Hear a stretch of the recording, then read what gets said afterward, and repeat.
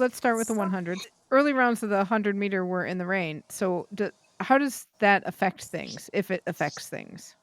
I mean, the track is going to be a little bit more, sleek, slipperier. But for me, it's not really a big difference. It's just making sure that I stay focused and have that tunnel vision, and just anticipate the gun and go and execute the race that I know how. Like I said, for me, it just wasn't that big of a deal. I mean, I train in the rain. It rains in Florida pretty much every single day, it seems, when it's in the summer. So I'm used to that environment. I'm one of those athletes where I kind of just adapt to the situation. So whether it's cold or it's raining, snowing, like I'll figure it out. How do you plan the strategy for each round? Because you don't want to blow everything in the first round, yet the talent is just incredible at that level. So me and my coach's game plan is just making sure to conserve as much energy as we can until the finals, just to kind of let it rip.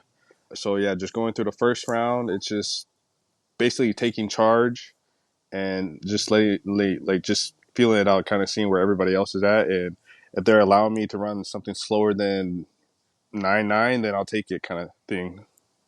So that's just the game plan for the semifinals, prelims, just making sure just to conserve as much energy as possible. And then when the finals comes, just let it rip and see what happens. And I think going into trials, we did a good job. And then going into Olympics, we did a pretty good job as well. Sometimes when we're still on the 100, but I'm going to go to the 200 right now. But after doing all the rounds and then having to run the 200 after the finals for the 100, I kind of was a little annoyed because one of the athletes wanted to let it rip, I guess. And I had to run 19, I think it was like 1999 or something like that. And physically I could do it, but it was more the mental side where it's kind of like, dang, I wish I could have chilled a little bit. So I was a little annoyed about that. But then I was like, it's Did you Olympics. watch the Netflix show? Everyone here and there is always going to want to do something crazy in the first round and kind of cement like who's the top dog that day. Kind of just depends on who's in the field. If they kind of let me get away with running 10 flat and winning my heat, then I'll take it. But if I have to run something a little bit faster than that, then I'm kind of like, okay, I didn't want to do that, but it is what it is. And then I was saying that's what happened in the 200 with Ogando. Like he wanted to, I guess, let it rip a little bit. And after doing 3 rounds for the 100, I was kind of like, okay, let me recover a little bit because we're running back to back days. And I had to run like 1999. And physically, I could do it, but mentally, I was kind of like, I kind of wish I could, let off the gas a little bit. But everything worked out. For the 100, you made the finals on time. How was the waiting game for that? Oh, that's stressful. That's a spot I never want to be in again. Honestly, like I said, this was my first major championships being in the 100. So I guess in a way, I kind of underestimated the field because I was kind of going off of what people was running leading up to the Olympics. So it was like I kind of had an idea what people were going to do, but then once it's the Olympic Games, people just flip a switch and they bring something out of them that you didn't think was there. So I guess in a way, like when the gun started, I had an okay start, but I thought I would get away with kind of not trying to go all out, but that wasn't the case. And then yeah, just waiting there was just stressful because I was kind of like, did I blow it? Like, oh, I should have done this, I should have done that. And then watching the other race go on and finally hearing my name, like I made it, I was like, okay, thank God. Like let me let me reset and then get into the finals. So walk us through the finals. How are you feeling? I How'd it mean, go? like I said, got to the finals. I felt confident. I knew that everybody was going to bring their A game, and I had, with my lane draw, I was at a disadvantage, I would say. But I had to kind of go off of what Fred and Kashane was doing, and I think I had a pretty good start. I mean, time wise, like ran 9:88, so I think just execution wise, I should have done a little bit better. Because when it's the finals, especially in the Olympics, you want to be, the fastest human on the planet.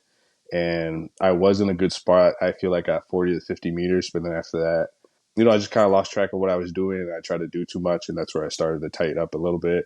And that's one thing that Noah he's one of the best at doing is making sure just to stay with him, stay with his technique. And that usually, gets him the medals. And that's something I'm still trying to learn. And initially, kind of after the whole ordeal, I was upset. But then just kind of seeing the history, I'm like, hey, this is the fastest 100-meter finals that's happened in like years. And then just looking at the previous finals before running, 9:88, that would have made me get a bronze medal the past two Olympics. So, like I said, just getting my where I can get it. But yeah, I mean, like I said, it's not what I wanted, but I took some good lessons from it, and I think this year and then the next Olympics is going to be pretty good.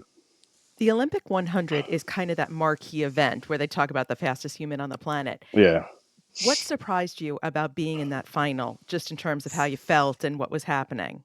I guess it's just like for me, it was just a normal race, but then it's just kind of getting up to the finals, just the lights, the action, like how much stock people put into it. I was kind of like, oh wow, like this is a bigger deal than it really is. And like I said, just a lot of people bring things out of them that like I didn't think a lot of the guys had it in them. I would say this year, just because of what I've seen previous years.